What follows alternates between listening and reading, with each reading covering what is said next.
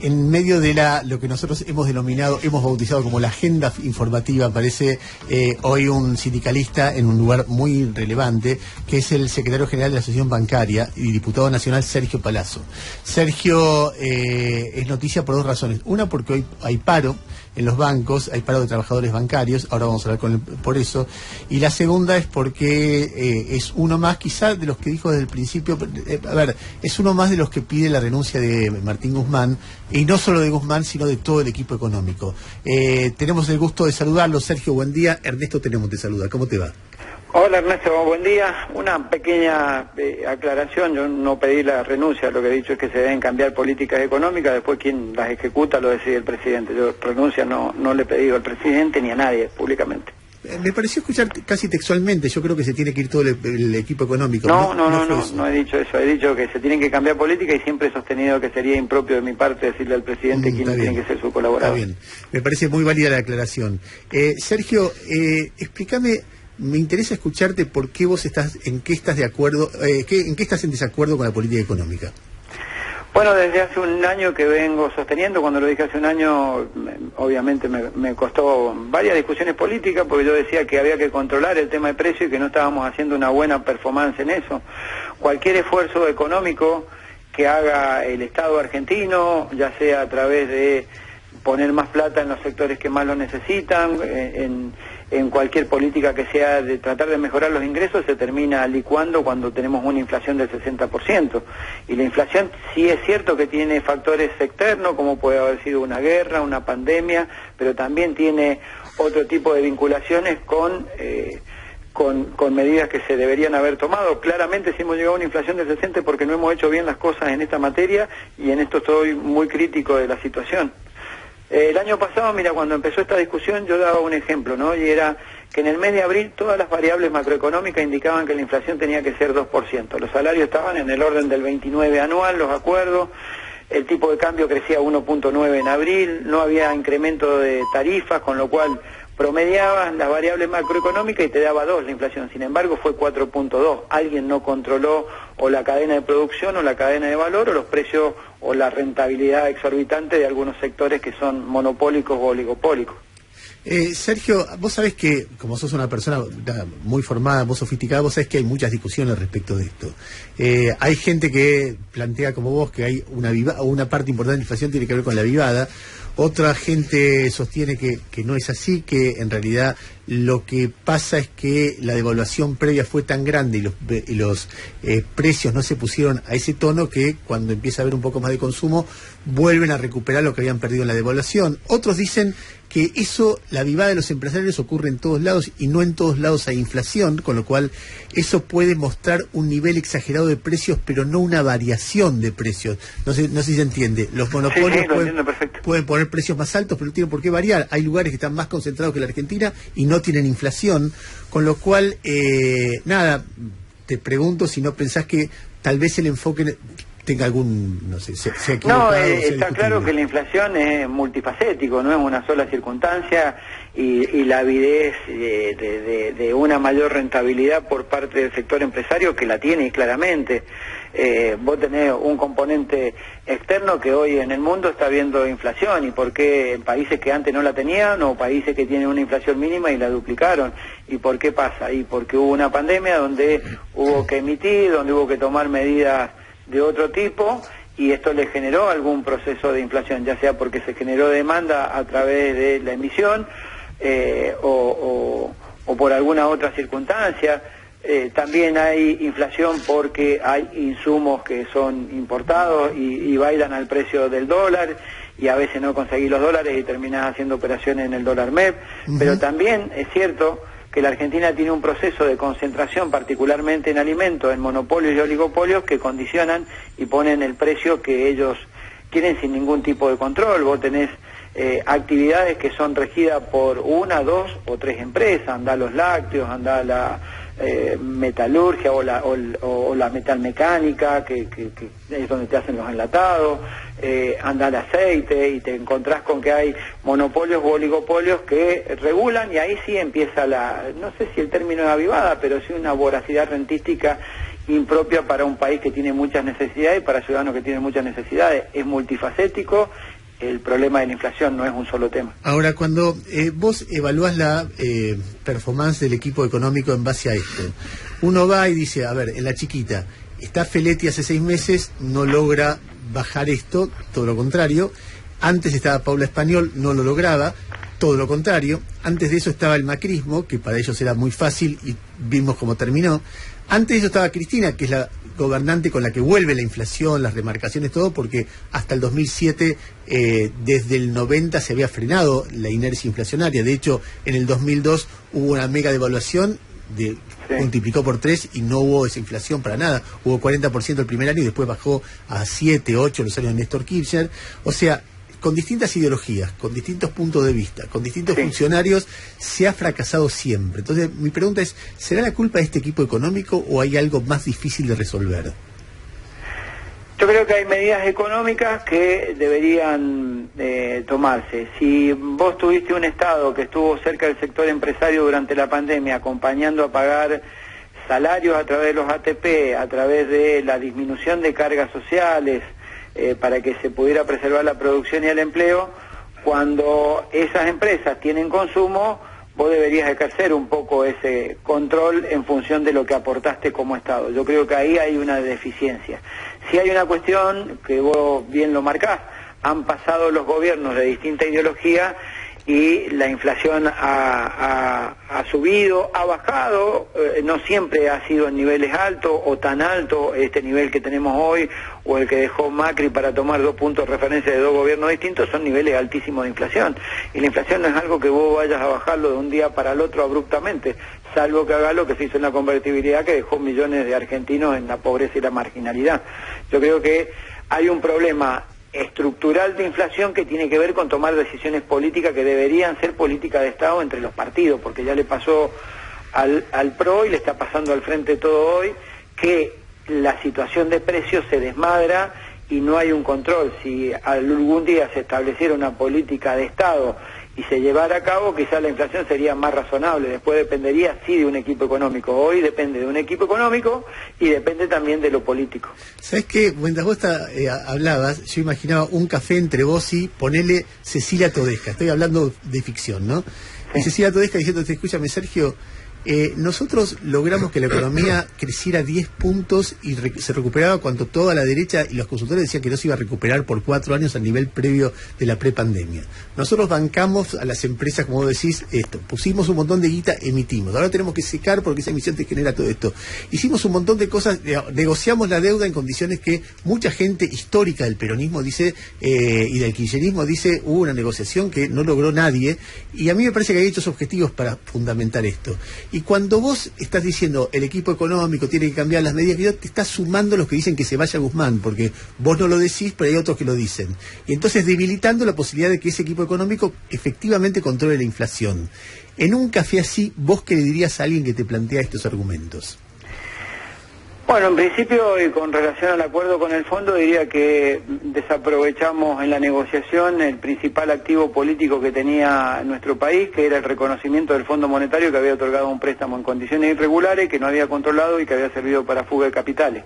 Ante un reconocimiento de esa magnitud, en mi opinión es, vos no podés tomar de la góndola del Fondo Monetario lo que el Fondo Monetario te ofrece como oferta. Vos tendrías que haber planteado otro escenario de negociación. Claro, se llegó a un final donde no había escenario de negociación posible que no fuera este, pero porque antes no se activó de otra manera. Pero eso es casi contrafáctico, porque eso depende del funcionario que está sentado ahí discutiendo. Yo te doy mi parecer en función de ese café que vos imaginariamente me proponés en este marco de discusión.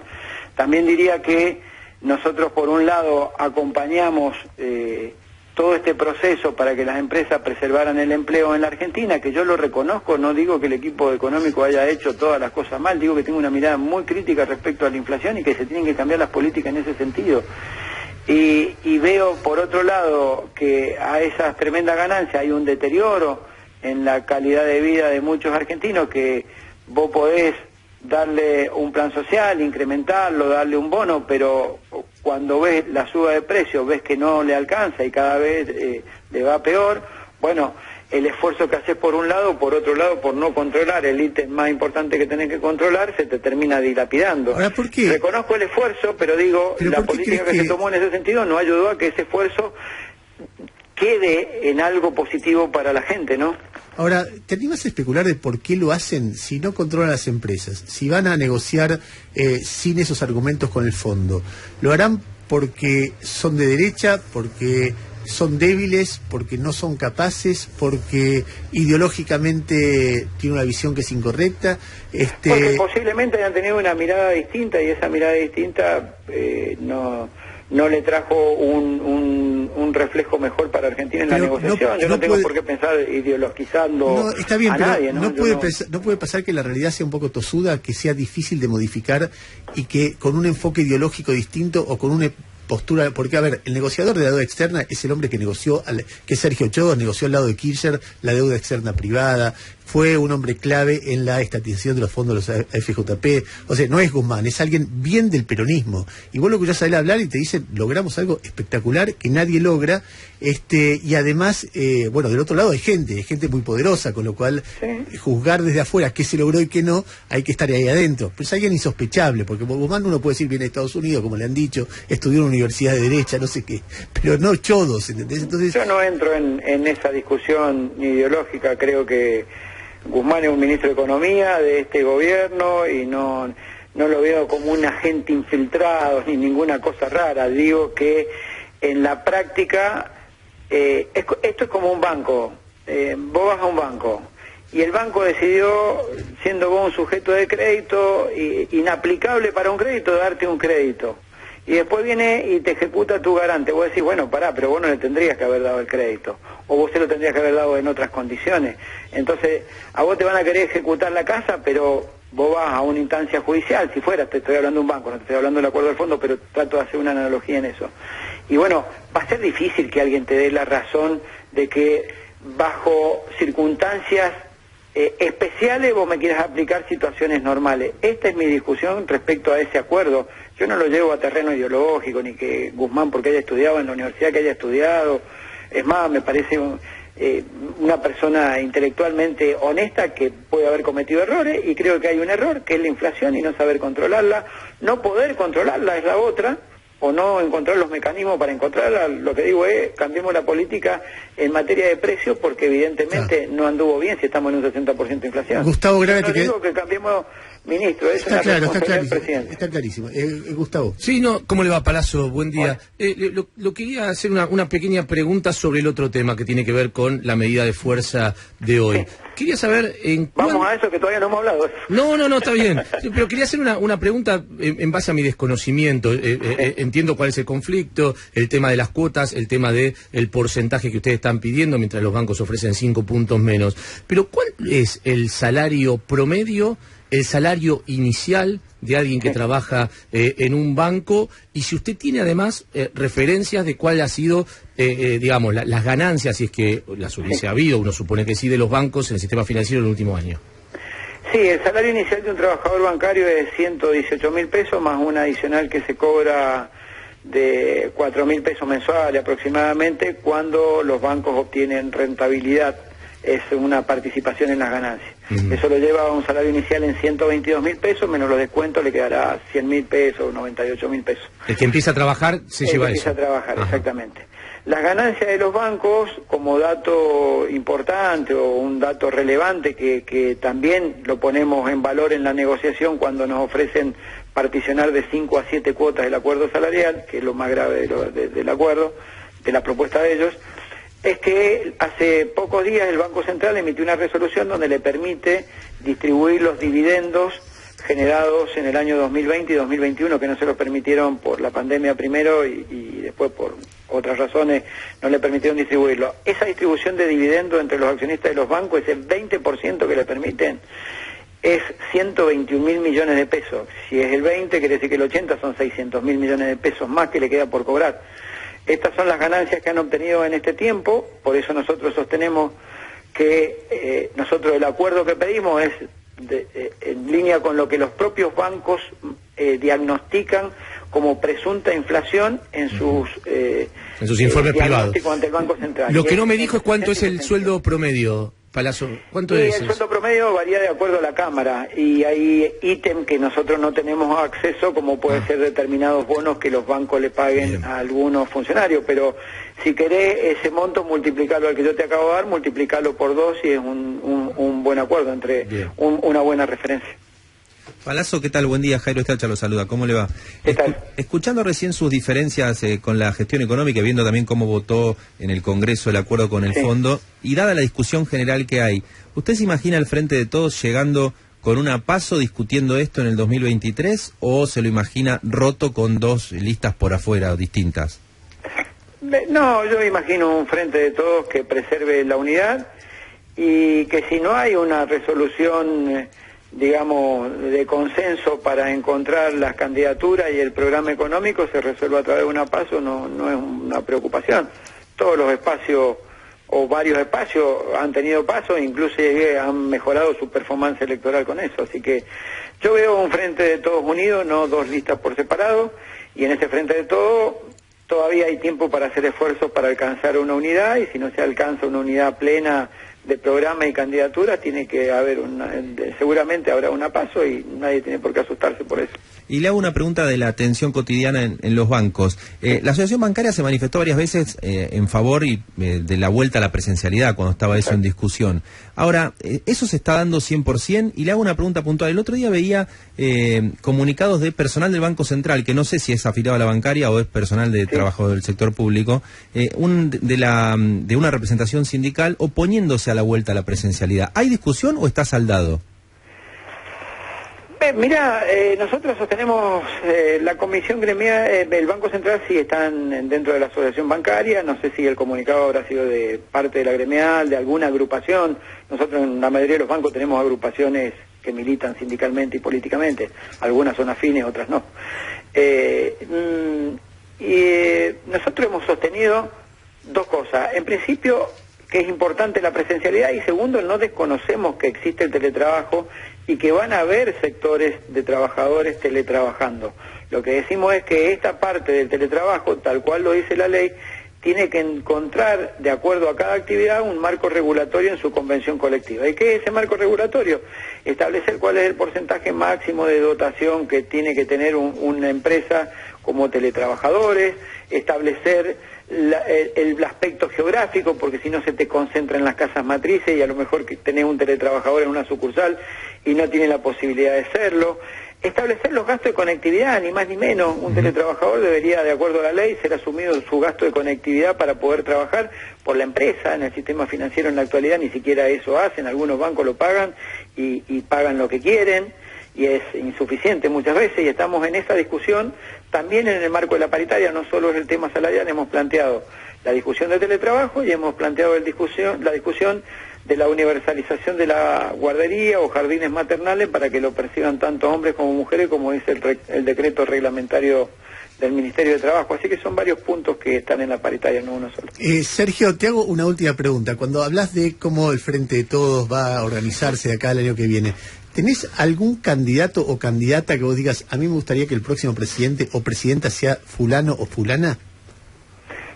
No, creo que no sería prudente. Por supuesto que tengo mis preferencias y siempre he estado cerca de la vicepresidenta de la Nación, eso creo que es público y notorio, pero me parece que no es momento de eso. Tenemos que discutir precisamente si estamos dispuestos a llegar con política al sujeto político que fue objeto de la unidad del Frente de Todos. Ese sujeto político nos dio la espalda en 5 millones de votos a nosotros en la última elección.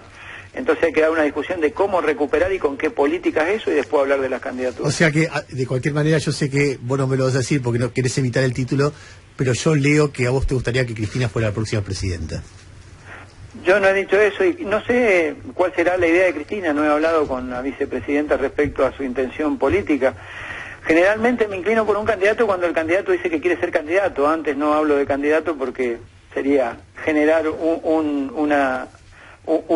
debate falso. Si alguien no dice que quiere ser candidato, cómo lo voy a apoyar. Cuando alguien diga que quiera ser candidato, ahí me expresaré. Sergio, te mando un abrazo y gracias por la deferencia de atendernos. No, gracias a ustedes.